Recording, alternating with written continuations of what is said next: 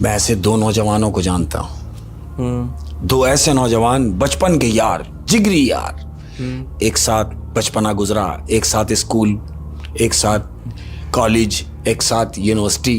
दोनों ने साथ पढ़ाइयाँ की, दोनों को साथ डिग्रियाँ मिली, दोनों की वक्फे वक्फे से शादियाँ हुई, माशाल्लाह बाल बच्चेदार हो गए। जिगरी दोस्त एक ही कंपनी में काम कर रहे हैं। लेकिन चूंकि शहर के हालात जो बता रहे हैं, कंपनी खसारे में गई। हाँ। और कंपनी बंद हो गई। अब जब कंपनी बंद हो गई तो जाहिर है काम भी बंद हो गया। उनको नौकरी से फारिग कर दिया गया दोनों को। अब जब नौकरी से फारिग हो गए तो घर में कब तक बैठते?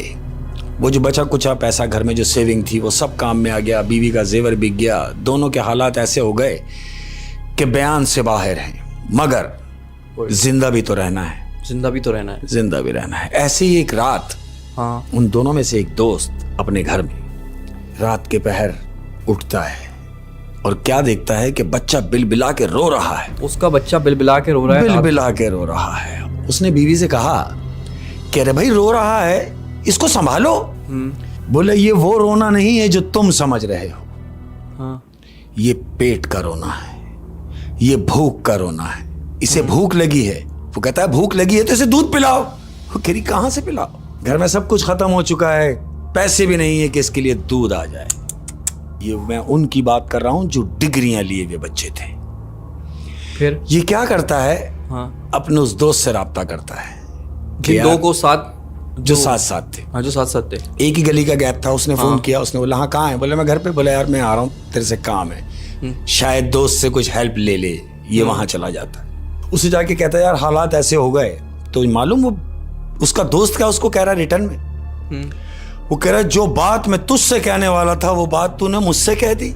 यानी मैं भी इन्हीं हालात से गुजर रहा हूँ। बच्चा उसका भी धूल से बिलबिला रहा है और हालात उस दोस्त के भी सही नहीं है। दोनों के हालात खराब हैं। अब ये क्या करें?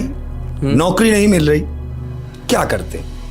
तो उनमें से एक अपने दोस्त को मशवरा दे रहा है कि देखो ऐसे कब तक गुजरेगी, हम तो गुजार लेंगे, लेकिन जो हमारे घर में है उनका क्या कसूर? बीवी बच्चे उनका क्या कसूर है? उनके लिए हमें कुछ ना कुछ करना पड़ेगा। तो दूसरा दोस्त कहता है कि क्या करें, तुम बताओ क्या करें। मालूम दूसरा क्या जवाब देता है? क्या? वो कहता है मैं एक ऐसे आदमी को जानता हूं जो असला किराए पे देता है। असली से क्या करेंगे? असले से क्या करेंगे, यही सवाल उसने उससे किया कि असला, अरे भाई असले से हम क्या करेंगे, यानी बंदूक से हमारा क्या ताल्लुक? वो कहता है जिस वक्त से हम गुजर रहे हैं हमारा ताल्लुक अब बंदूक से ही बनेगा। वो कहता है मैं तेरी बात समझा नहीं। वो कहता है एक काम करते हैं, बंदूक लेते हैं किराए पे और मोबाइल छीनना शुरू कर देते हैं। और दोनों पढ़े लिखे हैं, डिग्री याफ्ता, पढ़े लिखे बच्चे हैं। अफसोस तो इसी बात का है। वो कहता है हमने ये कभी नहीं किया, मेरे पूरे खानदान में किसी ने नहीं किया। मैं तसव्वुर भी नहीं कर सकता कि किसी को तकलीफ पहुंचाऊं, किसी से कोई चीज छीन लूं, ऐसा नहीं है। उसका ज़मीर थोड़ा थोड़ा जाग रहा था। उससे कहा, वो कह रहा है कि ठीक है अगर तुम ये काम नहीं कर सकते तो देखो फिर मरते हुए अपनी बीवी को भी और अपने बच्चे को भी, क्योंकि जहां हम रहते हैं यहां और कुछ नहीं हो रहा, भूख और इफलास के अलावा मौत की नजर हो जाओगे। फिर क्या हुआ? वो कहता है शायद तू ठीक कह रहा है अहमद। वो रिवॉल्वर किराए पे ले लेते हैं और पहले दिन वारदात के लिए निकले हैं, क्योंकि कभी नहीं किया और वो काम करने जा रहे हैं। और देखें वो अपने मकसद में कामयाब भी हो गए। मोबाइल छीन लिया। मोबाइल छीना। उन्होंने पहले दिन वारदात में 10 मोबाइल छीने। और वो 10 मोबाइल जानते हो, वो 10 मोबाइल बेच के उन्होंने अपना वो बुरा वक्त को धक्का दिया। अब रोज वारदात के लिए निकल रहे हैं। 10 मोबाइल से उनके जो बुरा वक्त था वो टल गया। तो उसके बाद उन्होंने वारदात छोड़ी नहीं और करते चले गए, मुसलसल करते चले गए। 30 दिन यानी 1 महीना उन्होंने मुसलसल वारदातें की और इस हद तक हो गए कि थोड़ा स्टॉक भी हो गया, थोड़ा सा अमाउंट जमा हो गया, ठीक है, थोड़े घर के हालात बेहतर हो गए। तो इन दोनों ने आपस में मशवरा किया कि देखो यार ये कैसा काम है कि इसमें डिग्री की भी जरूरत नहीं है। हम अगर ये काम पहले से कर देते तो ये डिग्रियां हमारे किस काम की हैं? यानी शुरू में जो थोड़ा बहुत ज़मीर जागा था, अब वो बिल्कुल मर चुका था। मर चुका है, क्योंकि दिल पे जंग चढ़ता चला जा रहा है। हाय हाय, 1 महीने से डकैतियां मार रहे हैं। जनाब, और कैसे कैसे हालात में किन किन लोगों को उन्होंने लूटा, यानी जो लोगों को उन्होंने लूटा है, हाँ। उन्होंने उनके हाथ जोड़े हैं और सिसकियों से कहा है कि हमारे साथ ऐसा ना करें, लेकिन चूंकि वो भी मजबूर थे तो उन्होंने ये काम किया। अब मरता क्या नहीं करता, 30 दिन हो गए डकैतियां मार रहे हैं। एक दिन क्या होता है अहमद, ये दोनों वारदात के लिए निकले। अब जब वारदात के लिए निकले तो एक 25 साल का नौजवान, हेल्थी बिल्डर बच्चा, उसको इन दोनों ने घेर लिया। उससे कहा जो कुछ है वो निकाल दे। बच्चा अपनी बाइक पे था और वो खड़ा हो गया। उसने बोला देखो मुझे टच ना करना, मेरे पास कुछ भी नहीं है। मजामत की। अब जब ये दोनों आपस में तीनों यानी गुत्थम गुत्था हुए तो उन दोनों दोस्तों में से एक से गोली चल जाती है। अब जब गोली चलती है तो वो सामने वाला बच्चा जिससे वो मोबाइल मांग रहे थे, छीन रहे थे, उस बच्चे के सीने में वो गोली पेवस्त हो जाती है और वो ऑन द स्पॉट मर जाता है अहमद।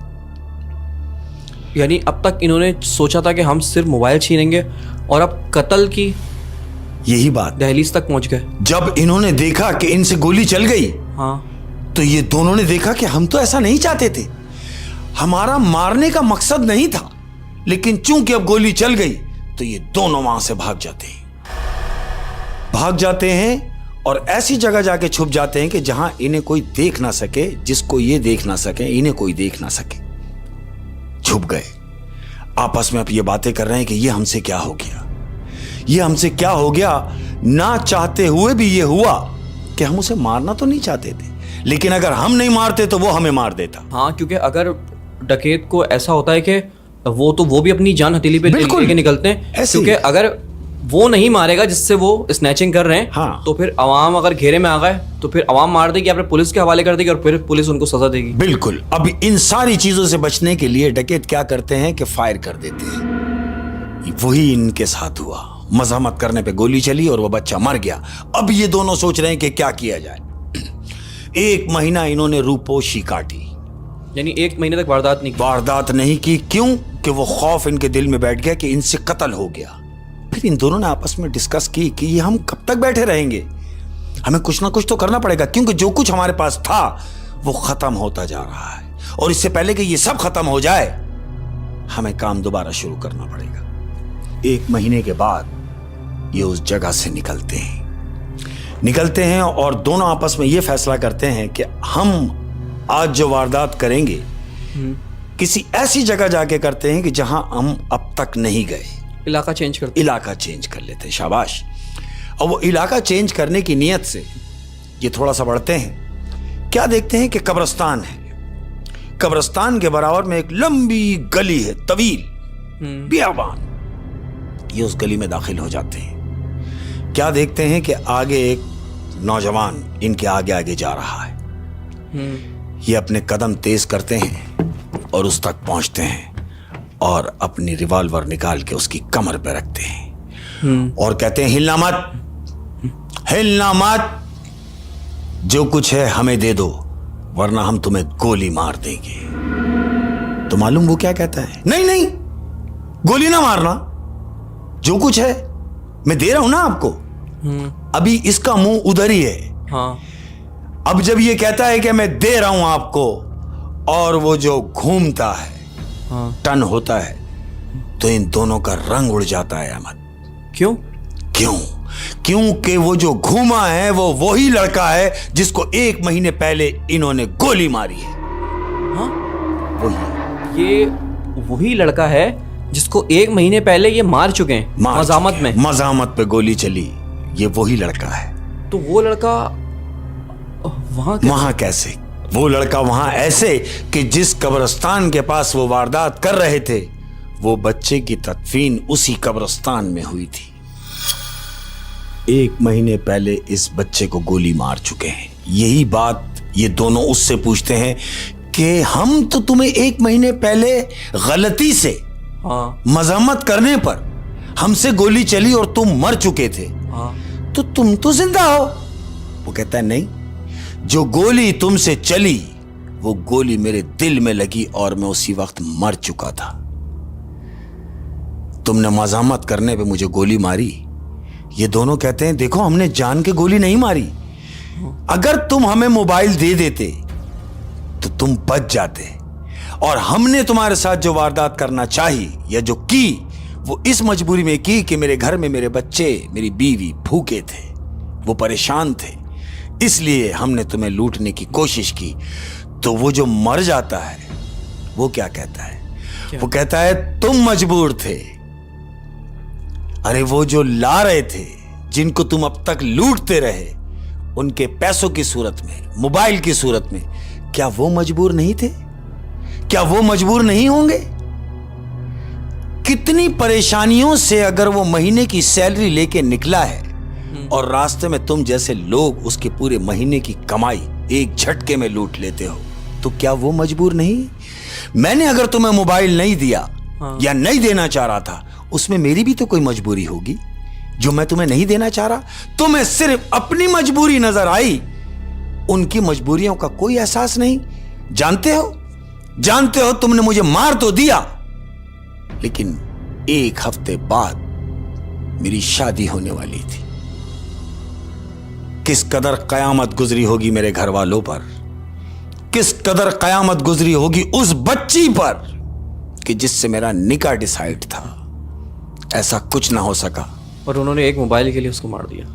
एक मोबाइल ना देने की वजह से उस बच्चे को मार दिया है। अब लाख चाहे वो मारना नहीं चाहते थे, लेकिन वो तो जान से चला गया ना, वो मर गया। और उसने क्या अच्छी बात कही कि तुम अपनी मजबूरी देख रहे हो हाँ। कि तुम्हारे बीवी बच्चे भूखे हैं, बिल्कुल, तुम अपनी मजबूरी देख के दूसरों को लूट रहे हो। हाँ, लेकिन जो दूसरे लोग हैं जो लुटना नहीं चाह रहे, जो अपनी जान पे रख के खेल ले डकैतों से लड़ रहे हैं, बिल्कुल, वो कितने मजबूर होंगे। देखें, अगर हम मजम्मत करते हैं हाँ तो वो जो लूटने आए हैं हाँ उनको 110% ये रहता है कि अगर वो पकड़े गए तो बचेंगे नहीं। हाँ, सही बात है। अगर पब्लिक के हत्थे चढ़ गए तो वो मार देगी, और अगर पुलिस ने रोका और हम नहीं रुके तो पुलिस मार देगी। और आपने ये भी बताया कि 1 हफ्ते बाद उसकी शादी थी जिस जवान लड़के को उन्होंने मारा। हाय, तो शायद वो इनको सबक सिखाने के लिए आया था दोबारा, वो गली में आया था, है ना? बिल्कुल ऐसे ही। तो यही है भाई, आजकल के लोग बोलते हैं ना कि यार हमारे हालात सही नहीं है, तो चलो हम चोरी चकारी कर लेते हैं, डकैत बन जाते हैं। तो यार और लोगों के हालात भी तो सही नहीं है, क्या वो भी डकैत बन जाए? ऐसा नहीं है ना? यानी मैं ये समझता हूँ कि जितने लोग परेशान है सब डकैतियां शुरू कर दे, सब डकैतियां शुरू कर दें। ऐसा नहीं है। बिल्कुल, इंसान की ज़मीर भी कोई चीज़ होता है, ऐसे ही है ना? और ये सोच ले इंसान कि मैं तो एक डकैत बन गया, लेकिन मैं जिससे छीनने जा रहा हूँ हो सकता है मुझसे बड़ा मजबूर हो। हाँ, ऐसे ही मजबूर ही तो होगा जब भी तो मजामत कर रहा है गन के सामने, नहीं तो कौन मजामत करता? मैं तो कह रहा हूँ कि अब तो ऐसा हो गया है कि इतना लोगों को खौफ हो गया है कि अगर अंधेरे में प्लास्टिक की टीटी दिखा देते हैं तो लोग कहते हैं रुक जा भाई, खुद निकाल के दे रहे होते हैं।